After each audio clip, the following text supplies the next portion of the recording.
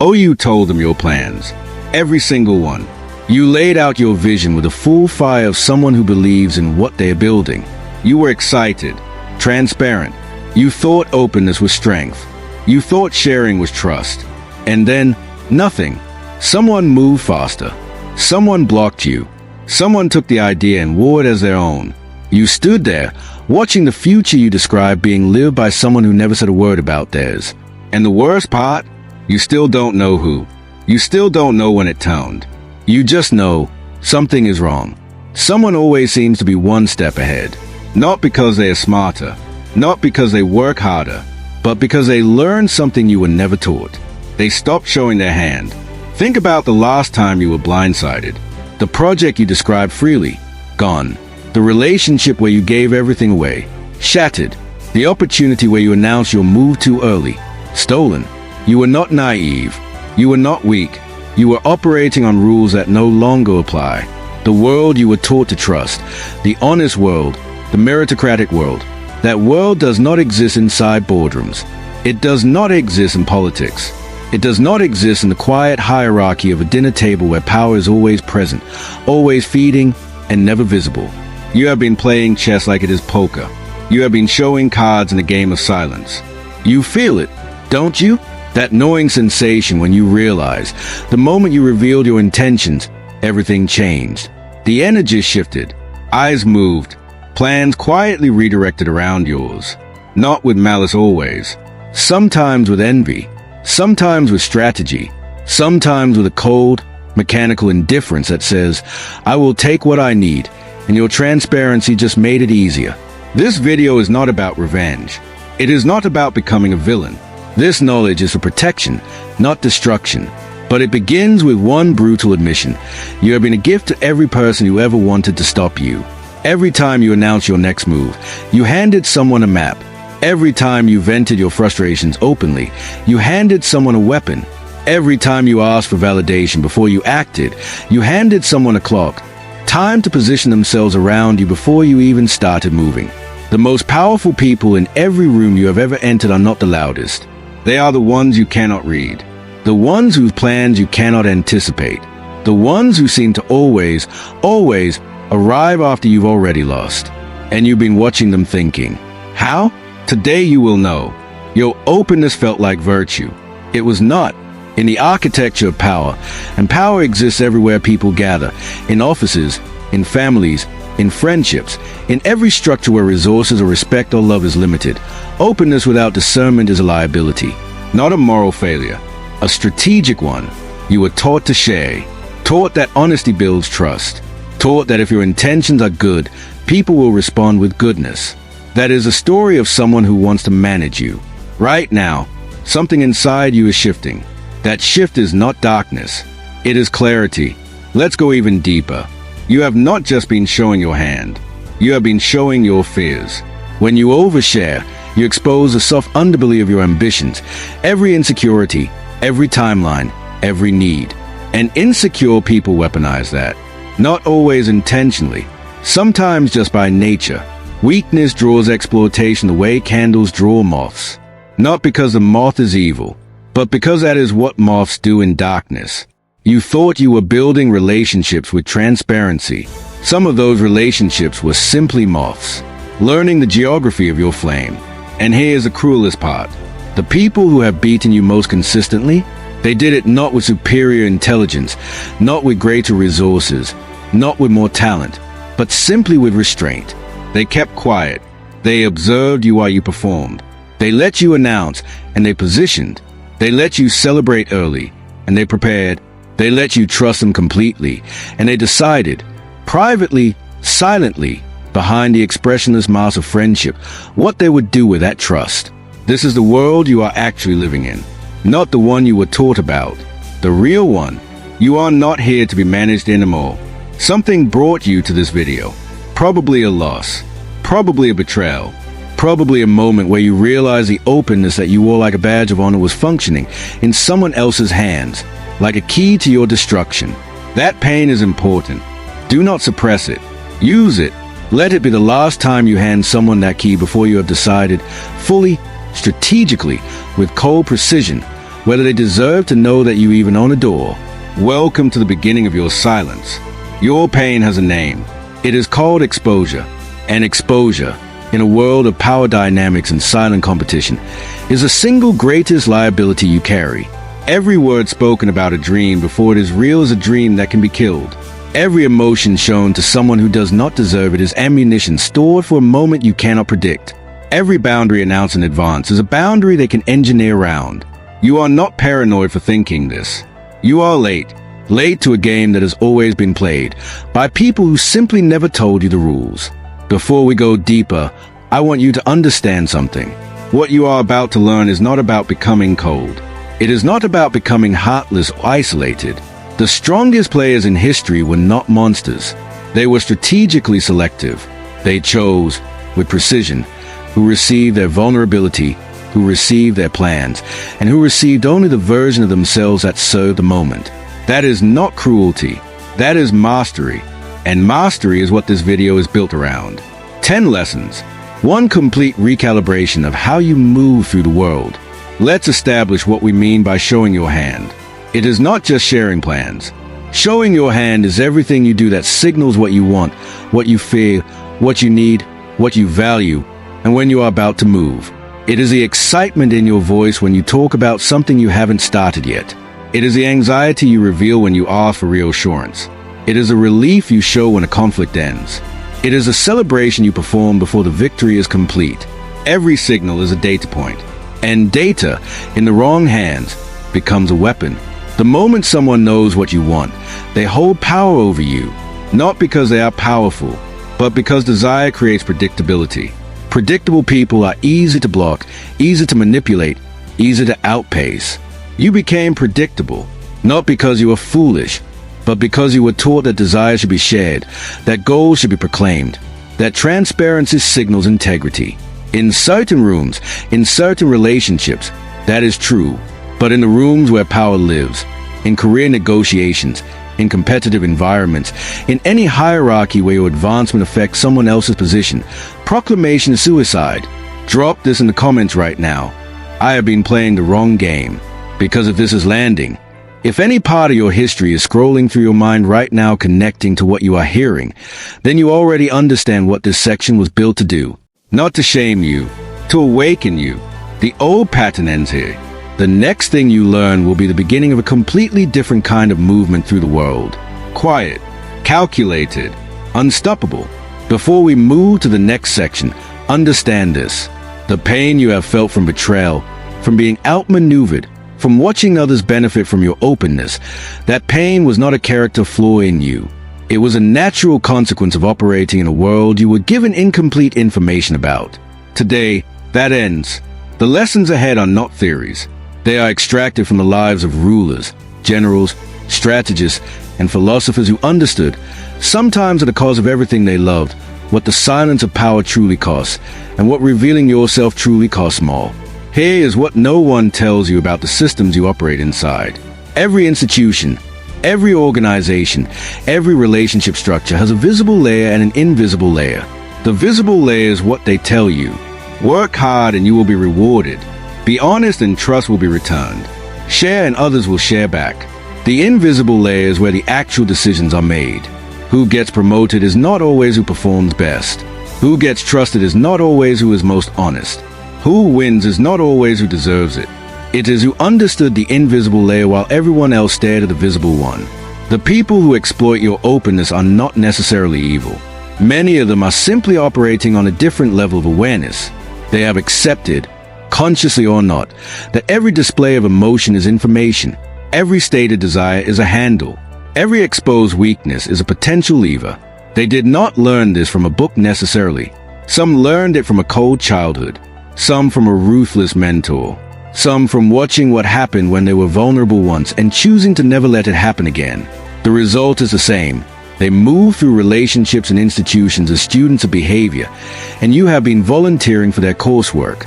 Think about the last powerful room you entered, a boardroom, a negotiation, a social gathering where status was quietly at play. Who spoke the most? Who revealed the most about themselves, their ambitions, their frustrations, their insecurities? And who sat quietly, asked the precise questions, said very little, and yet somehow left the room with what they came for. The hierarchy of every room is often invisible, but it is never silent. It speaks in restraint. The one with the least to prove always has the most power. And they earned it partly by never telling anyone how close they were to having none. The system was never designed to reward the most transparent. It was designed by humans, and humans, at their core, operate on self-interest dressed in the language of virtue. When someone tells you that honesty is always the best policy, ask yourself, best for whom? When someone tells you that sharing your dreams invites support, ask yourself, whose support? When someone rewards you for being an open book, ask yourself what they are learning from each page. None of this means the world is evil. It means the world is not the children's story you were handed. And you are not a child anymore. Here is a pattern you will recognize. You share plan. Someone nods with enthusiasm. You share more. They ask encouraging questions. You share everything. The timeline, the fear, the contingency, the backup plan, the dream behind the dream. And then, somewhere between that conversation and the moment you were supposed to move, things shifted. The position was filled before you applied. The partnership formed before you proposed. The opportunity closed before you were ready. You were not unlucky. You were a primary source. Empathy is real. But empathy in the wrong pair of hands is not a bridge. It is a crowbar. The most sophisticated manipulators in history did not crush their targets with cruelty. They listened, deeply, warmly, with full attention, because listening is the fastest way to build a map of another person's interior world. And once they have your map, once they know what you love, what you fear, what you want, and at what cost you will betray your own principles, the manipulation does not feel like manipulation at all. It feels like being deeply understood, until you are not. Here is the other side of this truth that most dark psychology channels will not tell you, because it is less dramatic, but more important. Not everyone is a manipulator. Not every relationship is a threat. Not every environment is a political arena. The problem is not that the world is entirely predatory. The problem is that you cannot currently tell the difference because you have been operating without a filter. You gave the same level of access to everyone. Allies and adversaries received the same openness. Your job now is not to distrust everyone. It is to develop discernment, to build the intelligence to calibrate your openness to what each relationship has actually owned. The world destroyed the idea that virtue is always rewarded. History did not. History shows us something else entirely. The most enduring figures, the ones whose legacies outlasted their enemies and their imitators, were not the most honest. They were the most intelligently constructed.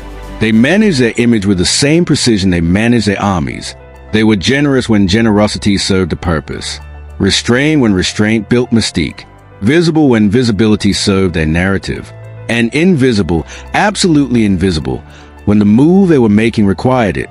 You have been sold a specific version of what strength looks like. Strength, you were told, means being open, means being vulnerable, means sharing your struggles so others feel less alone. And in certain contexts, therapy, deep friendship, create a community. That is absolutely true. But strength also means knowing when vulnerability is a weapon they hand you to use against yourself. Strength means understanding that the boardroom, the marketplace, the hierarchical institution, these are not therapeutic spaces, and treating them as such is not a sign of emotional health. It is a sign of strategic confusion. Drop this in the comments. The world never played fair. I just didn't know the rules. Because the first step in learning any game is admitting that a game exists. Most people spend their entire lives losing a game they were never told they were playing. They call it bad luck. They call it unfairness. They call it the universe working against them. What it actually is, in most cases, is the invisible architecture of power operating exactly as it was always designed to operate against people who never learned to see it. None of this is your fault. That is the last time I will say that, because from this moment forward, what happens next is entirely your responsibility. You could not have known the rules of a game no one explained to you. But you know now, and knowledge without action is just another form of helplessness. The worldview you held, the one where openness is always rewarded, where effort always wins, where good intentions always protect you, that worldview did not serve you. It ended careers. It ended relationships. It ended opportunities before they could breathe. We are burying it here, together, right now. Let it go. The world you are entering now is the real one. It operates by different logic. Not worse logic, more complete logic. A logic that includes human nature as it actually functions, not as we wish it would. In this world, silence is weight. Restraint communicates power. Mystery creates fascination. And showing your hand in a negotiation, in a rivalry, in a relationship with asymmetric investment is the single fastest way to remove all leverage from your position. You are about to meet someone who understood this several hundred years ago more completely than most people alive today ever will. 500 years ago, a Florentine civil servant was stripped of everything. His title, his career, his freedom. He was accused of conspiracy against the Medici, tortured, imprisoned, exiled. And in that exile, stripped of all power, he did what only the most dangerous minds do when everything is taken from them. He wrote, not to entertain, not to comfort. He wrote to decode the mechanisms of power with precision that the ruling classes of his century found so threatening, so nakedly honest, that his works were banned, burned, and placed on the church's index of forbidden books. His name was Niccolo Machiavelli. Machiavelli did not invent evil. He described reality. And the reality he described of how power actually flows, how rulers actually think, how the gap between public virtue and private strategy is not hypocrisy but essential architecture, was considered so dangerous precisely because it was accurate. He wrote for the people who were already doing these things, and against the people who believed they were immune to them. He was not celebrated in his time. But 5 centuries later, every serious student of strategy, politics, leadership, and human psychology returns to his work. Because it was true then, and it is true now. And he, in his own words, the line that unlocks everything that follows. Machiavelli wrote, "Never attempt to win by force what can be won by deception." Sit with that, not as a prescription for dishonesty, but as an observation about the nature of intelligence versus brute strategy. The people who have consistently outmaneuvered you did not always outresource you. They outthought you. They operated at a level of strategic subtlety that your openness could not match because you were fighting with visibility in a war of shadows. That ends now. Machiavelli's central insight, the one that courses through everything we are about to examine, is that power is not given, it is constructed, and its construction happens primarily in the invisible layer, in what you choose to reveal, in what you choose to conceal, in the image you project versus the strategy you are actually running. He watched popes, warlords, princes, and merchants destroy themselves not through military defeat primarily, but through strategic miscalculation, through showing, through telling, through performing their inner states for audiences who were studying them. He saw it so clearly that he could not stay silent. This video is built on his bones. Now, 10 lessons. Each one is a principle extracted from this philosophy and translated into the specifics of your actual life, your career, your relationships, your position in every room you enter. These are not theories. They are mechanisms. Deploy them. Calibrate them. Let them become the new operating system running beneath every interaction you have from this moment forward. And understand, as we said, and as we mean, this knowledge is a protection, not destruction. Let's begin. Lesson 1. Silence is a first form of power. Most people have been taught that communication is connection, that the more you share, the more people understand you, the better your relationships become. And in intimate spaces, yes, but in competitive spaces, the equation reverses. Silence communicates power because it forces the other person to fill a void with their own interpretations. And they will always project. They will project strength. They will project confidence. They will project a version of you that their imagination constructs from insufficient data. That version is often more powerful than the real one. Your silence becomes a canvas they paint your dominance on. Think about a situation where someone is waiting for your reaction, a performance review, a confrontational text, an offer below what you deserve. The instinct is to respond immediately, to fill the silence, to demonstrate that you care, to perform your engagement. But what happens in the mind of the other person when you do not respond immediately, when you pause longer than is comfortable, when your face shows nothing? They assume you have the high ground, because people with nothing do not wait. People with everything can afford to. Practical action. The next time someone makes you an offer or delivers a provocation, pause 7 full seconds before responding. Watch how the dynamic shifts. Lesson TWO. Your plans are only yours until you speak them. There is a specific psychological high that comes from sharing a plan you are excited about. Neuroscience confirms it. The brain releases the same anticipatory reward whether you share a goal or achieve it, which means telling people your plan can actually reduce your drive to achieve it. But the strategic cost is even higher. The moment a plan is shared, it can be counterplanned. Every advisor you tell becomes a potential analyst for your opposition. Every well-wisher you inform becomes potential leak. And once leaked, your plan transforms from a weapon into a target. You have watched people succeed by appearing to do nothing. No announcements, no LinkedIn manifestos, no conversations about their vision at dinner tables. And then, suddenly, they have already done it. The partnership, the funding, the promotion, the relationship, already complete, already achieved. And only now, from the position of success, do they speak. Not about the plan, about the result. This is not secrecy for its own sake. It is the understanding that success speaks for itself in a way that intention never can. Practical action. Stop announcing. Start executing. Speak results, not intentions. Lesson 3. Emotional expression is strategic information. Every emotion you display in a professional or competitive context is a data point you hand your adversaries. Not because emotions are wrong, but because a moment of your emotional display reveals a map of what you care about. The person who knows what you love has a handle on you. The person who knows what you fear has a lever. The person who knows what makes you angry knows how to distract you. Emotional expression, undisciplined, is the architectural blueprint of your interior world distributed to everyone in the room. This does not mean becoming emotionless. It means becoming the editor of your own expression.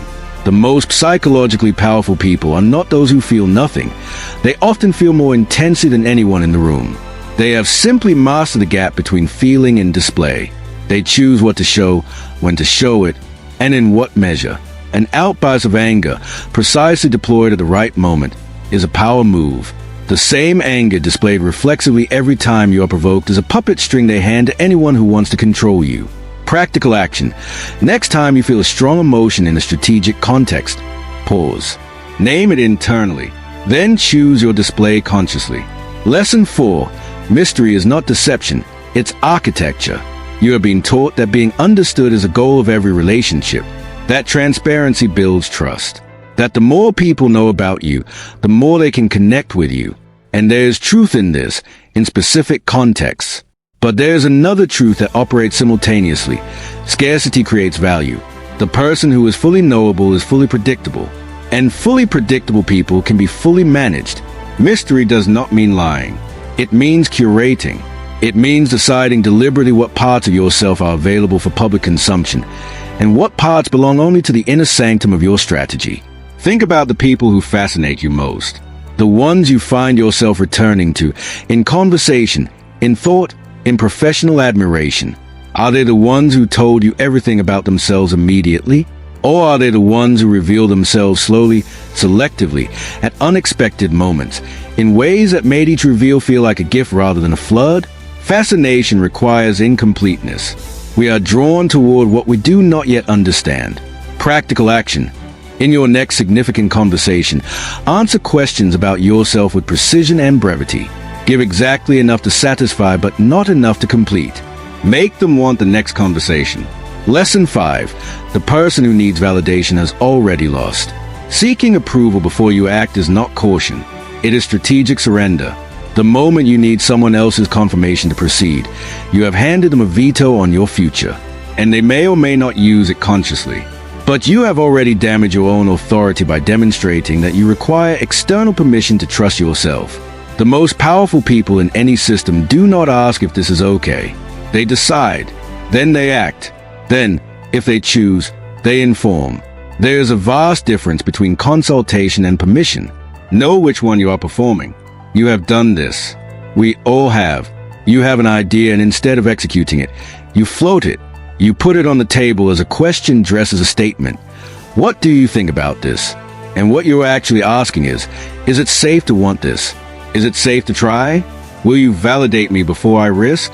The person who withholds that validation, whether deliberately or simply because they don't care, now controls your timeline.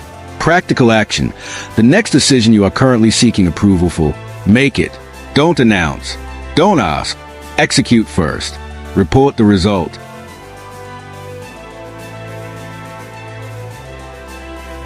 Watch how your authority in every relationship in your life shifts. Drop this in the comments. I will never chase approval again. Lesson 6. Observation is power. Let them talk. In any interaction where stakes exist, the person who speaks more reveals more. This is not subjective. It is behavioral science. The more someone talks, the more they disclose about their needs, their fears, their limitations, their desires, and their timeline. And every disclosure is leverage for the person listening. The most devastatingly effective players in negotiation, in politics, in interpersonal dynamics, are those who have mastered the art of strategic listening, asking precise questions and then going completely quiet while the other person fills a space. The question, "Why do you ask?" used in response to a probing question is one of the most powerful conversational tools available to you. It reverses the information flow. It makes the question explain their motive before you commit to an answer. It buys time. It reveals their agenda.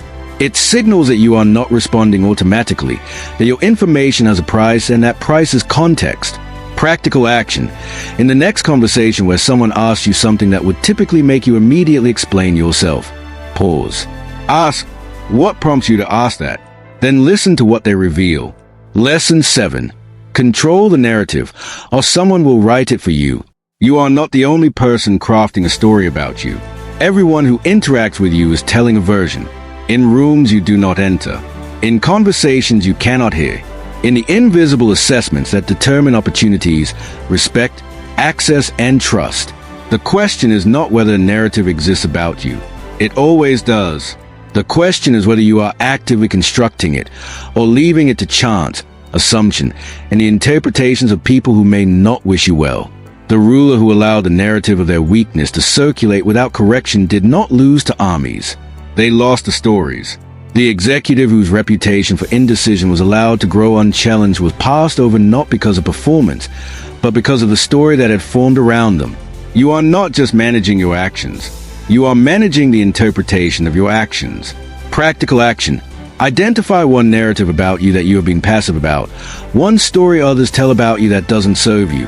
What action, what result, what display could begin to rewrite it? Start there, silently. Lesson 8. Your reactions are remote control. The most underestimated form of manipulation is not the lie, it is a provocation. If someone knows what makes you react, they can control your behavior without ever threatening you directly. They simply create the condition for your reaction, and your reaction does the work for them. You get angry, they appear reasonable. You get defensive, they appear justified. You get anxious, they appear calm. Every reactive pattern you have is a key in someone's pocket, and the first step to reclaiming that key is knowing the lock exists. The next time someone does something that triggers a strong reaction in you, stop before you respond, before you explain, before you defend. Ask yourself, is this reaction mine, or was it created for me? Because the most powerful forces acting on your behavior are often not your own choices. They are responses someone else authored. Practical action. Map your 3 most consistent emotional triggers. For each one, identify what behavior produces in you. Then identify who in your life benefits from that behavior. The answer will disturb you. It should. Lesson 9. Timing is not luck. It is strategic patience. You have watched someone else take the opportunity you identified, not because they were smarter, but because they were more patient. You saw the moment. You felt it was right. And then you moved too early, or too loudly, or with too much announcement, giving anyone who wanted to block you time to do exactly that. Strategic patience is a discipline of waiting for the moment when moving cannot be undone, when the position is so secured before announcement that the announcement itself is already history. The predator in nature does not announce its hunt. It does not inform its prey of its intention or timeline. It watches. It waits. It closes a distance over time in ways that appear random or coincidental until the moment arrives when closing is inevitable. This is not cruelty. This is the structure of effective movement in any competitive environment. Practical action. Identify the move you are most tempted to announce right now. Sit on it for 30 days. Do the work quietly. Reach the point of irreversibility before you speak. Then report the result as a fact already in existence. Watch the different reception it receives. Drop this in the comments. Patience is the most violent strategy. Lesson 10. Build allies in silence. Deploy support at maximum impact. The final lesson is perhaps the most advanced. The most dangerous people in any political or competitive structure are not loners. They are architects of silent alliance. People who have built support networks, relationships, and strategic debts without ever announcing what they were doing. They helped others without broadcasting the help. They built loyalty without asking for recognition. And when the moment arrived to call in those investments, the result appeared sudden, unexpected, overwhelming. It was not. It was a harvest of years of quiet planting. You can begin building this today. Every person you help without asking for credit is a debt stored. Every relationship you invest in without announcing the investment is a resource cultivated. Every alliance you build quietly is a card held face down until the moment you need it turned. Practical action. Identify 3 people in your current environment whose support will be strategically significant. Do one thing of genuine value for each of them this week, without mentioning it, without expecting acknowledgement, without announcing it anyway. Plant the seed. Tend it silently. Strategic generosity is one of the most powerful invisible weapons in the entire architecture of power. The old you is dead. The version of you that announced before you acted, gone. The version that performed vulnerability in rooms that were not safe, gone. The version that sought permission before it trusted itself, gone. What you have absorbed in this session is not a set of tips. It is a complete reconstitution of how you relate to power, to information, to the people around you. And that reconstitution cannot be undone. You cannot unsee the invisible architecture once you have learned to see it. You cannot unfeel the strategic clarity that comes with understanding the real game. You are a weapon, pointed at your own future. This is not arrogance. It is a recognition that you have been carrying extraordinary capability inside a posture of strategic surrender. You have been capable all along. What you lacked was not intelligence or talent or worth. You lacked the operating system to deploy those things without broadcasting them in advance to people who would use that broadcast and neutralize you. That operating system is installing right now, in your thinking, in your body, in the way you will enter the next room you walk into. You belong to no one, not to the approval of your peers, not to the expectations of your family, not to the narrative someone else has been writing about who you are and what you are capable of. Not to the timeline someone else decided for your ambitions. Not to the emotional reactions someone else has been engineering. You belong to no one. And the moment that becomes real to you, not just intellectually but in your bones, is the moment the game permanently changes in your favor. From this moment, your silence has weight. Your restraint has power. Your patience has strategy. Your mystery has gravity. The things that others will interpret as coldness, as aloofness, as arrogance, are the visible surface of an interior architecture being rebuilt from foundation to crown. Let them wonder. Let them misread you. Let them project onto the silence you offer them. Because what they project, they also respect. And what they cannot fully read, they cannot fully stop. Move now, but move differently. Move like someone who has finally understood the shape of the game. If this video changed the way you see yourself in the rooms you move through, not the channel telling you, but you knowing, then every lesson you just absorb is waiting to be tested. Beginning tomorrow. Beginning in the next conversation you have. Beginning the next time someone hands you a question and waits to see if you flinch. You know what you know now. That cannot be taken back. The only question is what you do with it. Subscribe if you want to continue this evolution. Not for the channel, for yourself. Because what comes next in this series goes even deeper into the architecture of power, the psychology of influence, and the mechanics of never again being outmaneuvered in a world that is always moving while most people stand still announcing where they are going. The next video will not be for everyone. It will be for the ones who finish this one. Drop this final comment.